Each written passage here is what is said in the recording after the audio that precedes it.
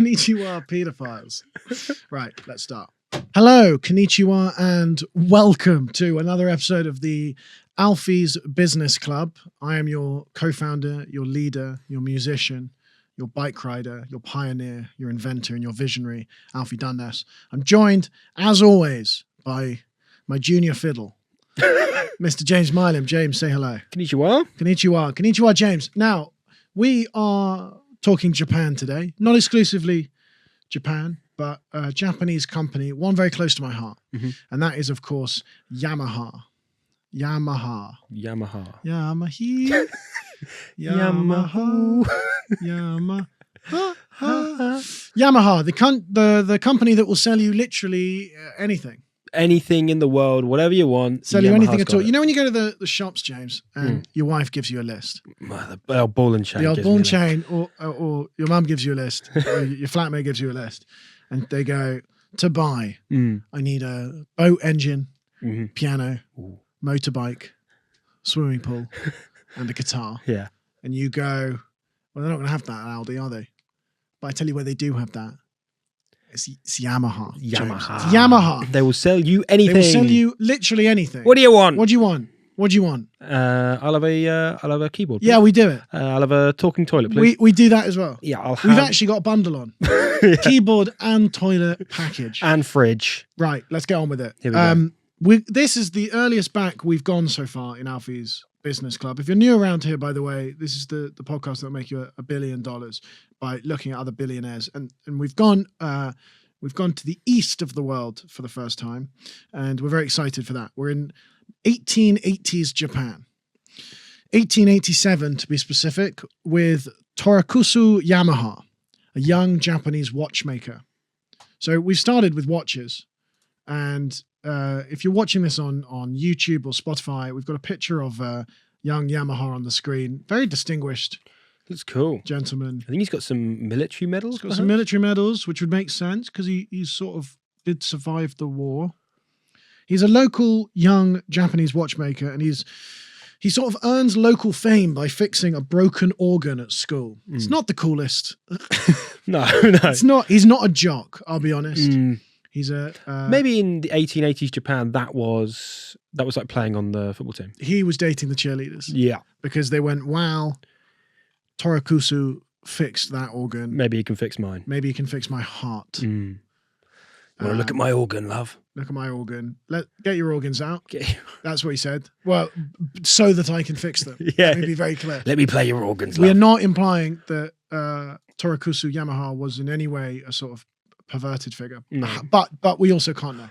Oh. How could we know? He's the third son of Konsuki Yamaha, a low-ranking samurai. I mean... Yo. Low ranking feels unnecessary in that description. Yeah. He's the son of a samurai. He's the son of a samurai. Well, he's the son of a low ranking samurai. Yeah. That's like being the son of like a military man that pled insanity and left. Yeah. He played in the band. He played in the band. He was the son of the fiddle master of the samurais. And that leads us on to what he that's where makes. he had his musical upbringing. He built Japan's first homemade organ. God, you got to be disappointed if you're a samurai and your son builds an organ. Yeah. Should we all get on the swords today, son? Yeah. You can be a warrior like your big man. And well, no, it's just more like Yeah, it was it was a bit. What can you look up what a reed organ is? REED. Because this is the original organ. He builds Japan's first homemade reed organ, and then. Oh, it's like a classic. It's like a classic. It's like what you get at church, basically. Pedals and keys, and it's sort of standing on its own two legs.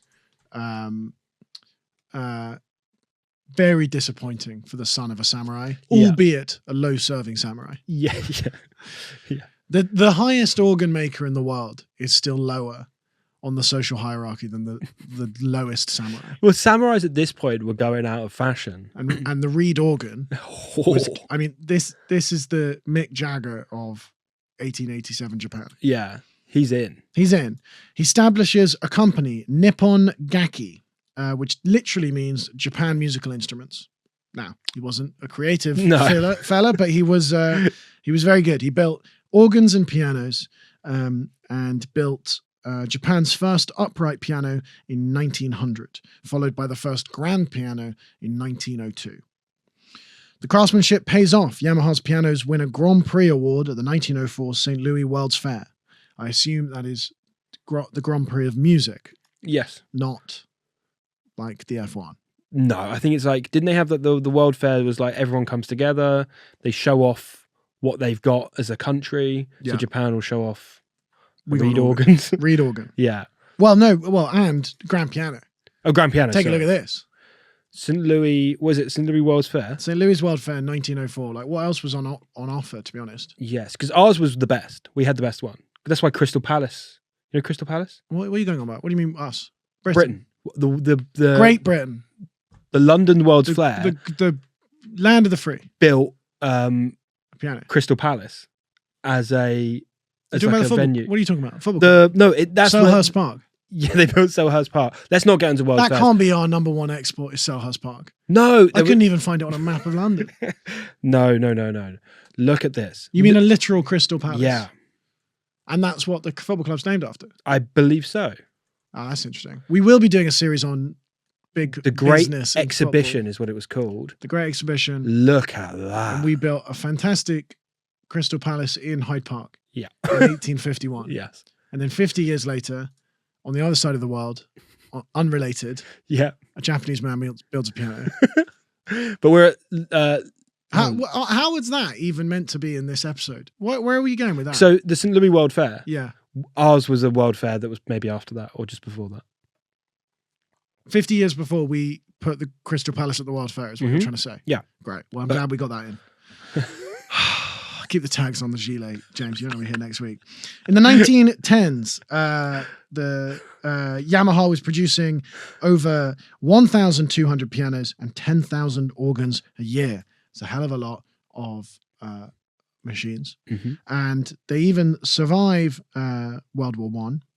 They even, not only do they survive, they thrive, James. They fill the shortage of World War One. Lesson number one from Alfie Dundas Business Podcast: never waste a war. Yeah. And there's a lot of companies that are probably gearing up for that at the moment. Mm-hmm. They don't waste the war. There's a lack of pianos across Europe during World War One because they're a bit busy with some Nazis. No.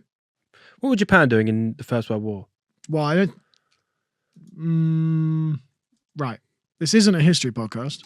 No. However, we should get the teams right here. Japan joined World War. They were an ally of ours. Oh, brilliant! But who was World War One against? The Germans. Yeah, but not the. It was the German. It was pre-Nazi Germany. Yeah. World War One. World War Two Nazi. World War Two. Japan went right. We fancy going on that side now. Yes. Well, what's crazy is they're our ally in World War Two, and as we're going to get onto, Japan in World War Two is under US occupation. Everything goes a bit left field. Yes. Everything, to put it lightly, everything gets a bit wrong. At this point, Japan is an ally of the West, but it is also the only because it's not literally in the firing line. There's all of the factories in Europe get turned into arms factories, and that sorry, to clear to our listeners, that is weapons, not like mannequin arms. Okay, that happens later in the year, and so they survive World War One. They plug the gap. They're kind of the only people producing. They start building other great machines like harmonicas and xylophones, riding the xylophone boom of the 1910s, which was real. Throughout the 1920s and 30s, we are thriving. There were a few fires and labor strikes, but apart from that, Yamaha is now producing guitars, accordions, all of the essentials. And then World War II happens. 1940s, Nippon Gakki, so that's what Yamaha was called before it was called Yamaha, is pulled into Japan's war efforts. And the factories have to stop making instruments and they have to start making metal airplane propellers for the military. Oh, God. Can we get some military propellers? This is a musical shop. But yes, we you're can. in luck. We got 2 left. Yeah. Poor bloke, though. He just wants to make pianos. Just wanted to make a piano. And then all of a sudden he's having to sling together. My father was a samurai and I grew up around so much death. A lot of hand-to-hand combat, stabbing death. And I just wanted a humble piano career with the reed organ. They go, no, take the propellers. Now at this point, Japan is an enemy of the Allied forces. Yes. and gets the Yamaha factories, or at the time we should really call them the Nippon Gakki factories, are bombed by the Allies' effort. Yeah. Good. By the way. Firm is good. Well, now. Good. Well. Yeah. I don't really know, to be honest. Well, they were, what? Well, they were making airplanes for bombing the Allies, right? Yeah. They were in bed with old Big A. They were, but I just feel like they're more of an issue with America than with the UK. Definitely. Well, Pearl Harbor. Yes. Yeah. Yeah, great film. But horrific tragedy. Horrific tragedy. Let's put Great that film. out there. Yes. Now, we're trying to avoid the geopolitics of the time. All I care about is the music, James. Right. Have I told you about the London World's Fair? Yes, you have told me about that. And if you bring it up again, you can hand your badge in at the door, to be honest. I want no more fairs. Today, the 1940s, it's the day the music dies. Oh. Because the music factories get bombed to shit by the Allies. Yay for the Allies. Very sad for Nippon Gakki. Mm-hmm. Nippon Gakki is devastated. Japan surrender. Japan is now under US-led occupation. We're in 1947. Yep. Okay. Yamaha manages a remarkable comeback within about 2 years. The US authorities provide assistance as they sort of reconcile with the Japanese. And by 1947, Nippon Gakki has rebuilt enough to start production. And again, you start with the essentials of harmonicas and xylophones. The xylophones are still so big. we've started with pianos. We've Yeah. gone piano, xylophone, grand piano, harmonica, military plane propellers, decimated by a bomb, nothing. And it's like evolution. It just comes back. And we come back with the harmonica and the xylophone. They are the amoeba Back in business. of the music industry. Hell Back to basics. Yes. Put down your weapons and pick up a xylophone, they used to say, but in Japanese. It's an old Japanese proverb. It's an old Japanese proverb. The man that holds the xylophone is the real warrior. Yeah. Man can only do so much with a plane. Teach a man to fly, Yeah. and he'll Fly for a day. bomb one Japanese factory. Teach a man how to play the harmonica, and he'll die a virgin. Yeah. I think that's not verbatim, but it's something very similar Something like to that, isn't it? Yeah. Let's get to the 50s, because this is when things get really tasty. Cool. 1950s. Enter new character Genichi Kawakami. Kawakami is the new forward-thinking president. He's savvy. He's got a gilet. He loves AI, but 50s version. So he sort of doesn't mind women, or whatever the equivalent was back then. And in the early 1950s, he notices that the company is not using its machinery as well as it should, and there's a booming market in Japan for affordable transportation. He boldly decides to repurpose the entire Yamaha tooling factory to build small motorcycles. This is where we kind of know Yamaha now as a motorbike business. It's a kind of shocking move. You've gone from piano, xylophone, propellers, back to xylophone, motorbike. Is that because he's kind of gone, there's some tools not being used? We could whip something up quick. He's gone, we've got massive factories. Yeah. And we're building harmonicas. And there's only so many lonely people in prison that are buying them. Yeah. Bob Dylan's not around for another Also, 15 years. Bob Dylan's not around, so they can only sell 3 a year. Yeah. Once Bob Dylan's around, Crowd's going wild. Yeah, 14, 15 a year. Yeah. But that's big business. What they do have is about a population of tens of millions that need transport. Yeah. Yeah. And they go, hold on, here's that light bulb moment. But the light bulb is not like, it's like, yeah. And he comes out, Hold the xylophone. It's on the, ding, ding, that light bulb, ding, and then harmonica. 1955, the Yamaha Ya-1 red Dragonfly motorcycle. Yes. It's called the Aka Tombo, which means red Dragonfly because it was red. I don't know why Dragonfly, but who cares? It's a 125cc two-stroke painted in maroon red. It's kind of good. I mean, the only thing I know about 125cc is Mario Kart. There it is. Look at that. It's kind of a Mario Kart thing. That's so cool, man. It's beautiful. It's beautiful. If you're watching this, we've got it up on screen. It's a beautiful motorbike, kind of quite bare. Yeah, but it's that is love. I feel like they'd ever go on that with Top Gear. They love that in Top Gear. Yeah. Mario Kart and Top Gear. Yeah. Great. The crossover. The two big ones. Yeah. And this wins a famous race up Mount Fuji. So it kind of launches the Yamaha Motor Company. This is what we've now renamed the company to. Mhm. To great success. 1955. Wow, this is where it gets a bit confusing. There's now two companies. There's Yamaha Corporation and there's the Yamaha Motor Corporation. Right. And that is not going to trip me up at all for the rest of this episode. Suddenly, we have a mass-producing motorcycle business, the Yamaha Motor Co. Yamaha immediately go, let's make something else. And they start playing around with fiberglass. They're experimenting. Right. It's Berlin in the 90s, and they're experimenting. Yeah. But not with sex toys, James, with fiberglass. Ooh. They can build sailboats, they can build yachts, they can build outdoor motors for other kind of boats, they can build archery bows, they can build ski equipment, and they even build a fiberglass bathtub. I feel like I've got to get a picture of that. Yeah. Fiberglass bathtub. Hello, is that Yamaha?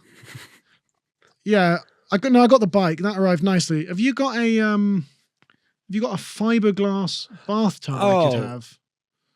It's like a regular. It's a regular bathtub. Oh, James. okay, I don't know fine. what you thought that was. Well, I thought glass. I thought it'd be like a see-through. You thought it'd be like made out of like Yeah. glass that you drink water out of. Yeah. How would that? What would be the point of that? I don't know. Japanese But that's are not weird. what that's not what fiberglass is. Fiberglass isn't like a type of glass. Right. Well, maybe it is, but it's this. It's like metal.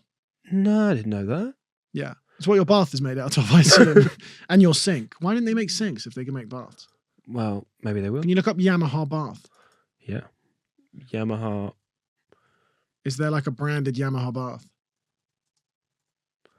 Do you not think a Japanese bloke wouldn't make a see-through bath? That would be right up their alley. Well, when you say see-through bath, I think of like, those little boats you can go on which have the glass bottom. Yeah. They're not making that. Well, they actually don't have baths. They're not making them anymore. No. Yamaha, we've just got Yamaha backpacks, pianos, motorbikes. Yeah, but not baths. I think Not that might baths. be. There we go. There you go. The Yamaha Corporation bathtub. Unbelievable. Ooh, very nice. Yamaha is expanding. It's growing. On the musical business, they've also launched the Yamaha Music School in Tokyo. So they're teaching young students music and promoting instruments. It's very peaceful. It's great. In the 1960s and 70s, they go global. Yamaha establishes a factory overseas, the Yamaha International Corporation in the United States. And then they go heavily into the American market. By the mid-1960s, Yamaha pianos and guitars are selling in North America and Europe.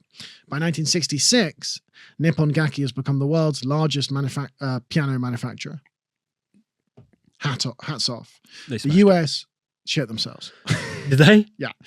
They try and lobby the government to introduce a 40% import tariff, and the government say, no, the pianos are too good. Really? Yeah. They get pissy. Oh, The Americans my get God. pissy. At the same time, Yamaha Motor Co. Go heavily into boats and marine motors. And then, because they're bored of that, they do snowmobiles. I mean, how are they It's doing just this? the speed at which they change pivot. Yeah. I mean, this is the most ADHD company of all time. Yeah. Piano, organ, grand piano, harmonica, xylophone, airplane, World War II propellers. Factory bomb to shit. Back to pianos. Back to basics. Yeah. Xylophone, harmonicas, pianos. Now, guitars, over to the US. Mhm. Motorbike, Yeah. vroom vroom. Motorbike, then boat. Bottomless boat that you can see out the bottom of. Yeah. Bathtub, for absolutely no reasons whatsoever. Snowmobile. Unbelievable. That's where we're at. Yeah. And it's 1960. Yeah, this is We're in not 1960. even- What's funny to me is that it now, in the 1960s, having built the snowmobile, releases its first guitar. Yeah, I love that. In 1966, the first drums, the first brass and woodwind instruments. Shouldn't in we the have done this first? Surely we start. Yeah. Boss, the piano and the organs, the xylophones, harmonicas are doing well. What's next? Oh, the drums maybe. Shut up. You're fired. Yeah. What about a snowmobile? Snowmobile, dude. Now, those are the ideas we like in this Yeah. company. Then they release a hi-fi audio equipment speaker. Mhm. A hi-fi record player came out in 1954. By 1967, Yamaha was selling hi-fi speakers and amplifiers. This meant that Yamaha was now one-stop shop for all of your musical and aquatic machinery needs. Lovely. Great. Then Yamaha collaborate with Toyota. Now, this is surprising because Toyota and Yamaha are rivals, fighting to sell cars and motorbikes and whatever. Right. But they come together. They put their differences aside. It's very kind of Liam and Noel this year. Yes. They go, sure, I've been slagging you off for 20 years, but I'm going through a divorce and world tour. Let's make some cash. Let's make some cash. Yeah. So Yamaha and Toyota co-engineer the Toyota 2000 GT, a legendary Japanese sports car. Yamaha went on to design many of Toyota's most famous engines. I think this is quite a beautiful car, by the way. Can you put up the GT? Yeah. The Yamaha Toyota GT. My God. It's kind of got Porsche vibes. It's lovely. It's beautiful. Look at that. It's Japan's first ever supercar. Red, long front, thick back. So this was... It's got a Brazilian butt lift, BBL. Yeah. BBL Drizzy back. And they couldn't have known back then. Slim thick. They couldn't have known that this is what would lead Kim Kardashian back into surgery. She went into that surgeon and went, do you know the Yamaha GT? Kim Kardashian was walking around with a normal sized ass, Mm. and then she saw a picture on a wall. She's probably buying a bathtub from Yamaha, and then they had a picture of the car on, and someone went, "Who left that up?" And she went, "God, that car's got a thick ass. Yeah. Call my agent. I want that. I want that." Yeah. What can I get for you today, Kim? Have you seen the Yamaha Toyota 2000 GT? So I have. I have one. I have. Who So- do you think did that? Toyota. Oh, it's a Toyota car, but Yamaha It's a Yamaha engine. engine. Right. Okay. It's a Yamaha engine within a Toyota car.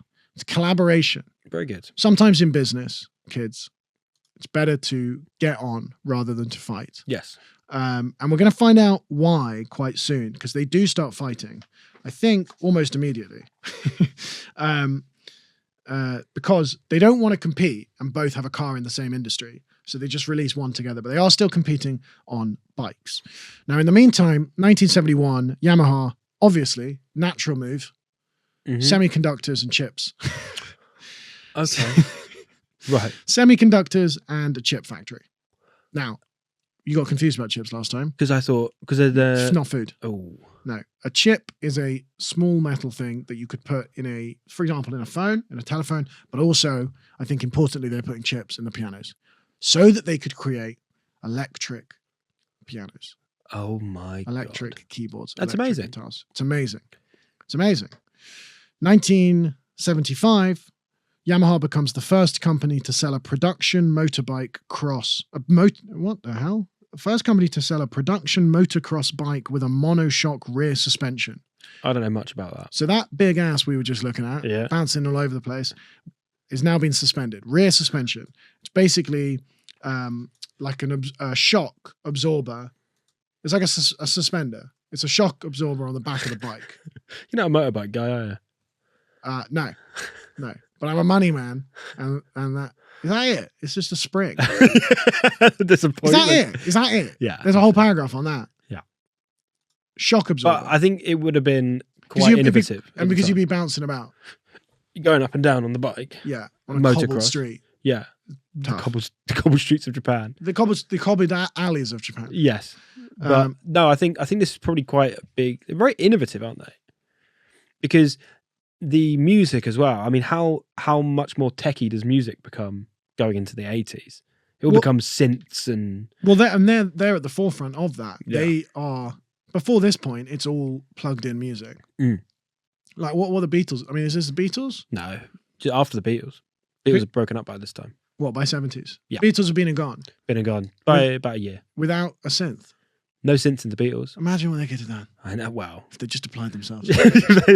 Yeah. If Yamaha had come out a little bit earlier, 2 or 3 years earlier, Let It Be would have sounded like Michael Jackson. Yeah. Nice little. Well, they had an organ, famously an organ.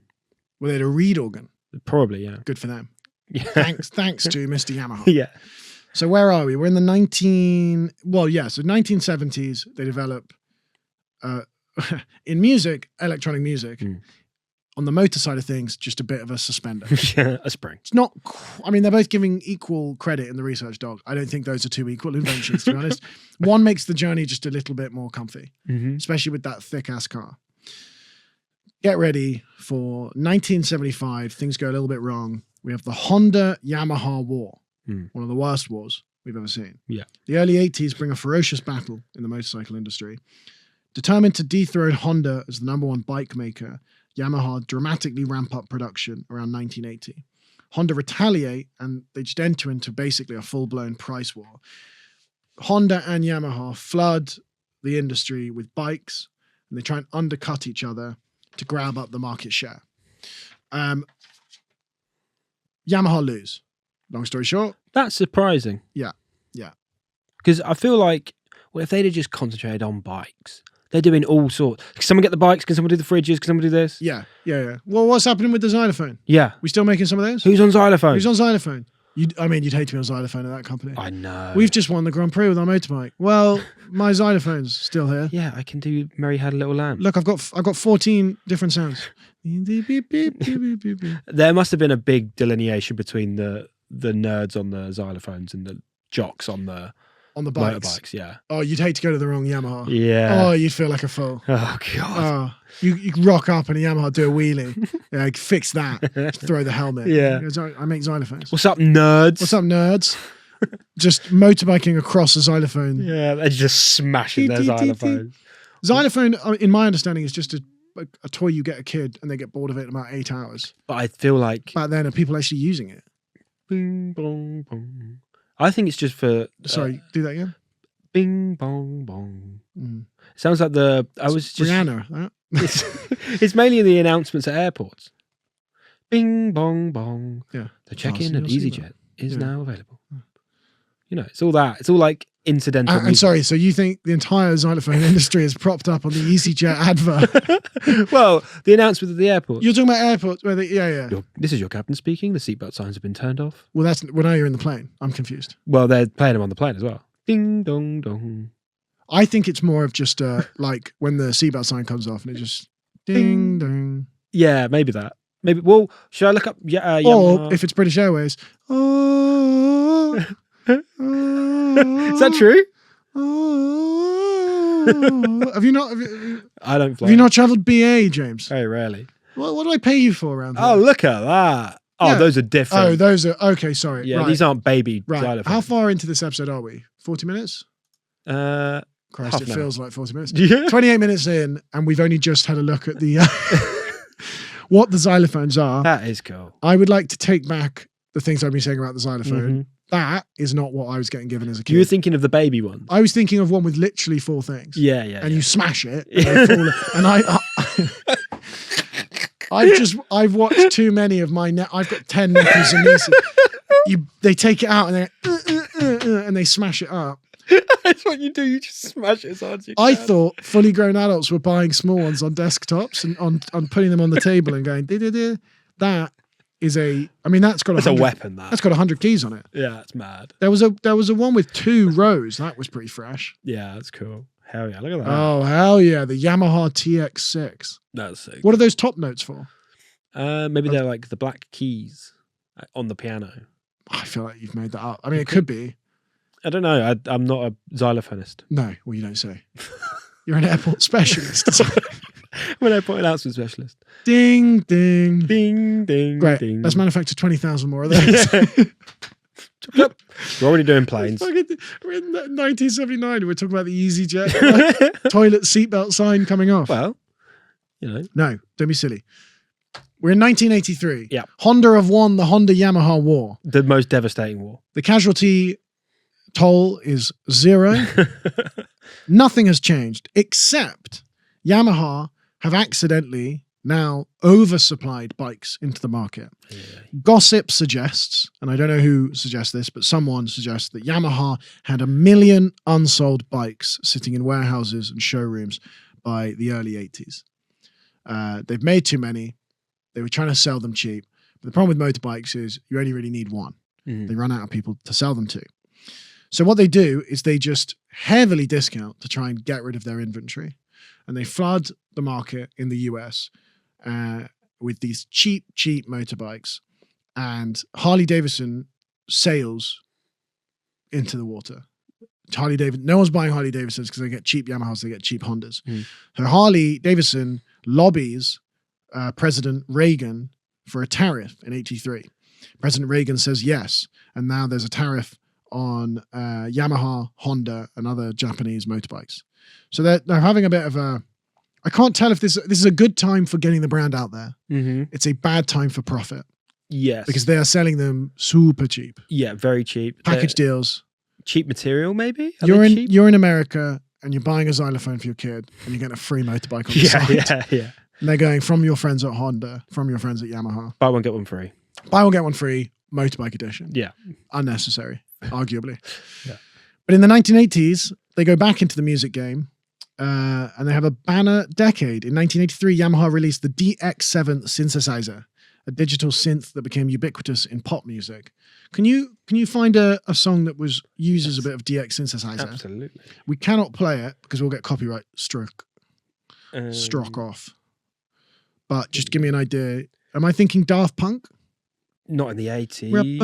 Yeah, but what Smooth uses... Operator. That was... It's just a smooth Take operator. On Me. Oh, this is so 80s. This is all that Smooth 80s stuff. But what's the... Take On Me. On me. And that's using a DX synthesizer. Yeah. Okay, nice. Yeah. Apparently they're everywhere in the 1980s. Buy a motorbike, you get a synthesizer. Unbelievable. Don't know what to do with this, mate. But this is like that iconic from 1983 to 1990s. Whitney Houston, Phil Collins. Oh yeah, talent. George Michael, Careless Whisper. This is great. Toto, Africa. Yamaha. That's then a little xylophone. Yeah. That whole song was probably made on Yamaha equipment. Yeah. They were like, I've got a great name for this song. Japan. Nope. I see the Africa. names. Take On Me, yeah. Tears for Fears. Yeah. The Eurythmics. Sweet Dreams Are Made of These. That one. Loads of them. Great. Oh, this is great. That's at 1983 it comes out. 1983 until 1990s. Till the 1990s there. That's everywhere. Well, we can place that with some other things. You know, last week we were looking at Steve Wozniak setting up the US Festival, 1983. Yeah. No, earlier, surely. No. Was it then? It was 83. I'm pretty sure it was 83. God. So that festival that had like Bowie, Stevie Nicks, yeah. They were using Yamaha equipment at an Apple-funded, loss-making tech music crossover festival. Now, if you've listened to all episodes of this, we've gone deep into the conspiracy. But that's a niche connection, but that is true. They are defining music in the 80s and 90s. They also released the Clavinova digital piano, which was an electronic keyboard aimed at reproducing the acoustic piano sound and feel. They were both blockbusters. The DX7 became the world's best-selling synth, and the Clavinova line remains the market leader in digital pianos to this day. Yamaha's RD50 synthesizer was even chosen to produce the first ever song performed in outer space. Wow. What song was that? Good question. How should I look up 1987 Yamaha RD50 synthesizer space. Okay. Any guesses? Rocket Man? Bowie? Yeah. It's got to be Bowie. This is Major Tom to ground control. I'm worried about singing these and getting copyright. It's so accurate. Do you think? It is, yeah, because they'll go, that's actually Bowie. What's the piano called? We're looking at the Yamaha RD50 synthesizer. Synthesizer. Or just look up what was the first ever song performed in outer space. Oh yeah, good point. Because all we know is that it was made on an RD50 synthesizer. I assume performed by an astronaut, not a musician. Well, Louis Armstrong did go. He did go to the moon. Oh, that is pathetic. What did they play? Well, this is in 1965, apparently. But fake news. Yeah, well, the first song apparently played in space is Jingle Bells. Yeah, but you don't believe that nonsense, do you? That moon landing. Next, you're going to tell me that we've been to the moon, mate. It's miles away. I haven't seen it. 1984. 1987. 1987. I got to get this. Song performed by a musician in space. Oh, here we go. Soviet cosmonaut. Oh. Yeah. Not the communists. To brought piano to space station in 1987. It doesn't tell you what they sing. They sang. Oh, here we go. They did loads. What, they did a whole concert? I think so. They did Heartbreak Hotel by Elvis Presley. Hell yeah. Hell yeah. Hell yeah. Who are they performing to? What, the Aliens? Oh yeah, fair enough. No, I can't actually find specifically what that is. I think they it's Russian bollocks, isn't it? It's Russian, but Yeah. but look, headline news here, Yamaha, everywhere. Yeah. If you're on the road, if you're in music school, If you're in space. if you're in space, mainly those three places. to be Yeah, honest, yeah. But a lot of other places as well.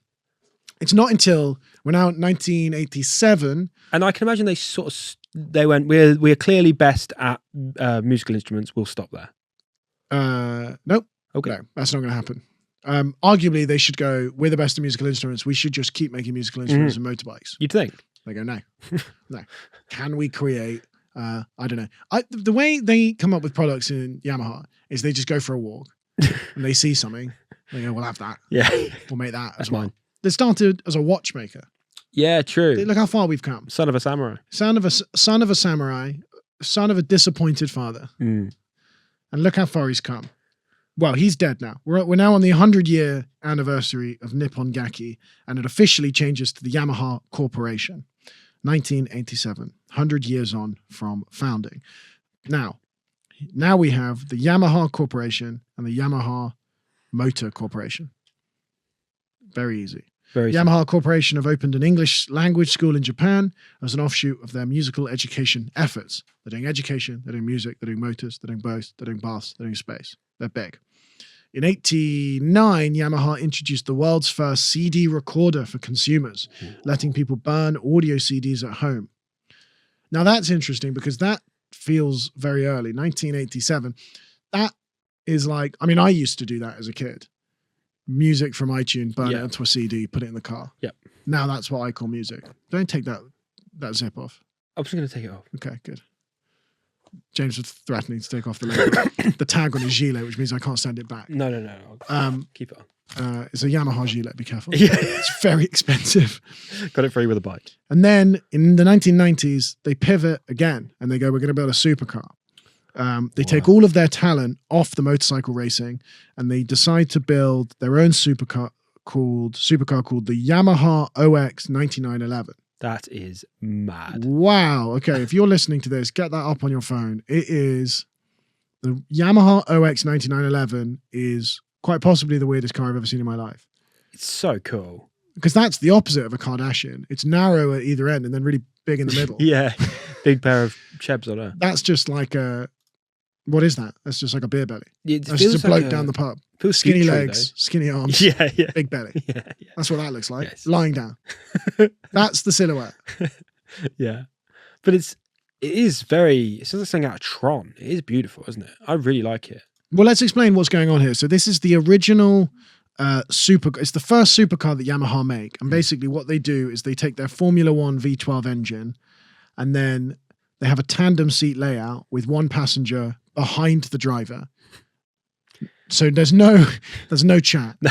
There's absolutely there's no I'm on the aux. Yeah. It's it's Uber style. You sit in silence behind the driver. It's like a plane. Those are the rules. It's essentially a street legal F1 car concept. And if this podcast does well, we're going to buy one. We could get one. Yeah. There's only 3 prototypes that are ever fully made. So maybe we can. And then they cancel the project 4 years later because the costs overrun. Right. Because they're trying to put an F1 car on the road, obviously. Yeah. It looks like a fighter jet. Yeah, it's mad. I like it. So that's what's going on. Every year, basically, from now on, we're going to have to figure out what's going on in motors and what's going on in music. In motors, we've got a crazy supercar sitting in the back, talking to the Uber driver. In music, they start buying up other companies. Bit of M&A, mergers and acquisitions. They buy up Steinberg, who make a bunch of software, and also, I think, the pianos. Steinway make piano. Okay, Steinberg make audio software. And they also buy high-end piano maker Bossendorfer in 2008. Oh my God. Yamaha Music Company also takes a stake in Yamaha Motor Company. Right. So to make things simpler, they've started to buy into each other and they own little bits of each other. So on the motor side, Toyota then also buy into Yamaha Motor. Mm-hmm. So Toyota and Yamaha Music both own 5% of Yamaha Motor. Right. Make sense? Yep. You're on board. I'm on board. Great. No questions. So is there like a one CEO at this time? How do we know who the CEO is? Well, they operate as different organizations. So I would assume they have two different CEOs. That's the problem with Japanese companies. Yeah. They all look the same. They all have the same name and the same branding, but We might have to cut that. You're going to have to cut that. But clearly they are different companies. We've got a motor company and we've got a music company. Mm-hmm. So the next obvious thing to do is robots. Yeah, of course. Yamaha go, done with the xylophone, done with all of this. From the 1980s onwards, up until sort of the early 2000s, they're producing small industrial robots and factory automation equipment to kind of replace the workers. Mm-hmm. They create these robots that sort of assemble car parts and pick and place in the lab. So that's fun. On the music side of things, they then invent silent instruments. Silent, all in capital letters. So the Silent series is a brand of their kind of pianos, violins, and drums that you can switch to silent mode and put headphones in. Oh. So that is like the keyboards. Again, we're in Christmas stocking territory here. Yeah. You've smashed the shit out of your toy xylophone as a kid. You've thrown your prams out, your toys out your pram, and now you're on a silent instrument. Did you have the Yamahas at school? I had the Yamaha keyboard, I believe. DJ. Yeah. And you could also just get it to play a song and it looked like you were playing. Fantastic stuff. Great. I also think they had the pianos where the keys would light up, the ones you were meant to press. Yeah. Yes, I remember those. I don't know if that is a silent one, but yeah, these are the one. This is basically a bunch of parents going, I want my kid to learn an instrument, but I don't want to listen to it. So all you can hear is the pushing of the keys. Yeah. Headphones on. You're jamming out. I'm jamming out on the piano or on the violin. The silent violin is a godsend for any parent. Yeah. I want my kid to learn the violin, but I want to be able to sleep. Yeah. So that's what they're doing. They're now in the 2000s, and they are the largest manufacturer of musical instruments in the world. Let's move on to the present, the 2010s to today. One brand, many businesses for Yamaha. Yamaha Corporation is the world's biggest instrument maker. It's also a leading producer of audiovisual electronics. The Yamaha Motor Company is the second largest motorcycle manufacturer in the world, behind Honda. So it stays behind Honda this whole time. It's also a dominant brand in marine boats, outboard engines, and other products as such, and also in power sports, snowmobiles, and ATVs. ATVs are all-terrain vehicles. They're still making them. They're still making them. They're making basically dune buggies. Unbelievable. Great. I love it. Good for them. Yeah.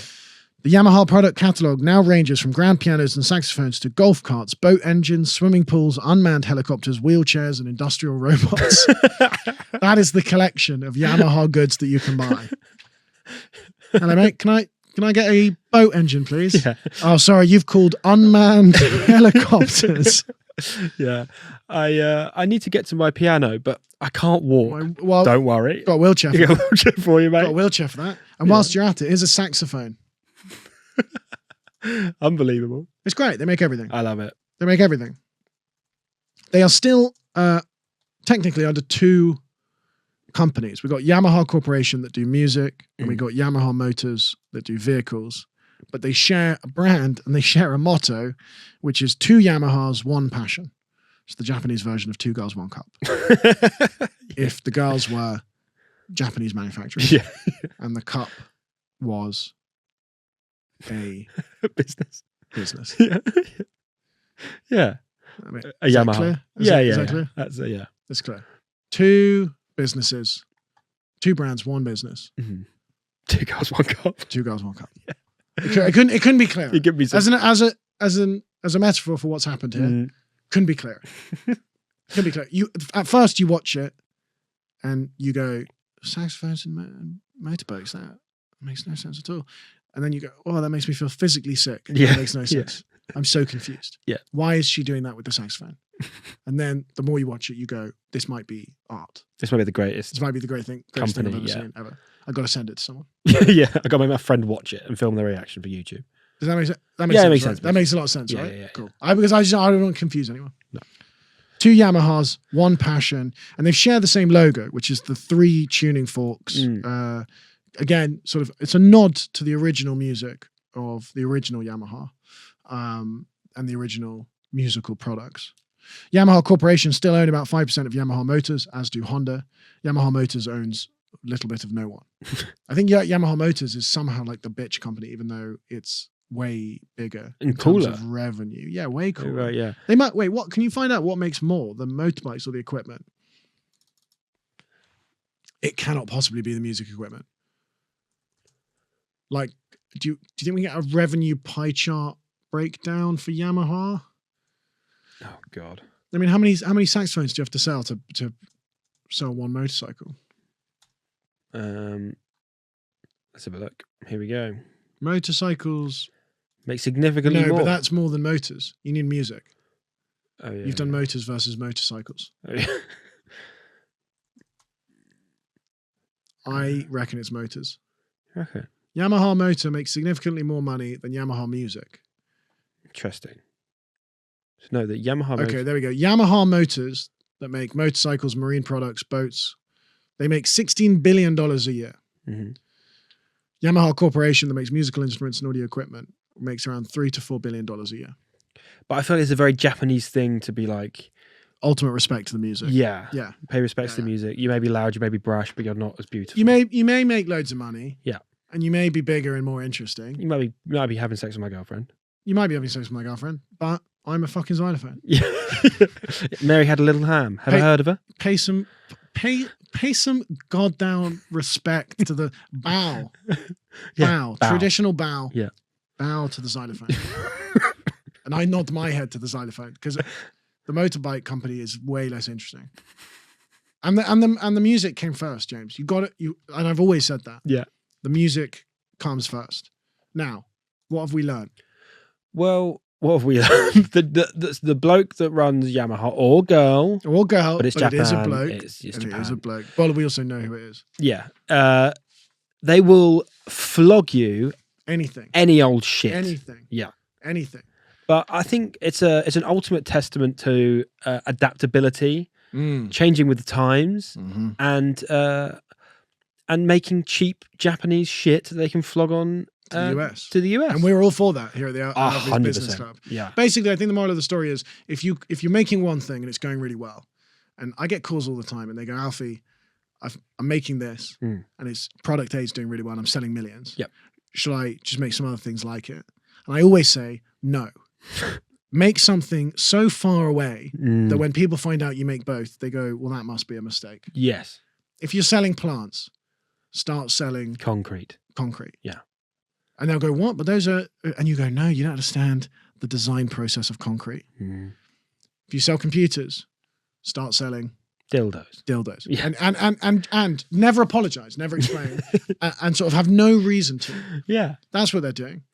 It's genius, to be honest. It's one of the best companies I've ever looked into. It is amazing. I mean, I don't think there is a company on earth like it. Is there a company that does so many different things? This is the one that regularly comes up. I mean, we're going to do a proper series on Nintendo, and they have a lot, but it's all in the same realm. Yeah. It's not like they made, Pokemon and then they made like, I don't know, iced coffee. They made Pokemon and then they made Sims. And I'm like, well, we're in the same ballpark here, aren't we? No, Yamaha are the original geezer down the pub that just will sell you anything. Yeah. It's Danny Dyer. I've got it all, mate. He goes, you want a zebra? I fucking got 2 in the trunk, mate. I've got a zebra. Kind of looks like a piano. Yeah. It's the plumber that comes around. Have you got the spare parts? And he never has the one thing you want, but he's got everything else. Oh, if it was a xylophone, mate. If it was a xylophone, mate. I'm up to my gilding. The whole van's full. You go, well, did you bring the one pipe I need for this? Wish I had. Yeah, mate. Got a motorbike in the back.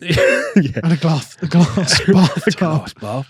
Yeah. Yamaha will sell you absolutely anything. I just want to recap that we've started with a young watchmaker, son of a samurai, disappoints his father, builds an organ, builds a piano, turns into a grand piano, builds a harmonica and a xylophone, then builds airplane propellers for war. Factory is bombed by the Brits. Sorry. The Americans. Sorry, but the Americans made us do it. Yeah. And then back to basics.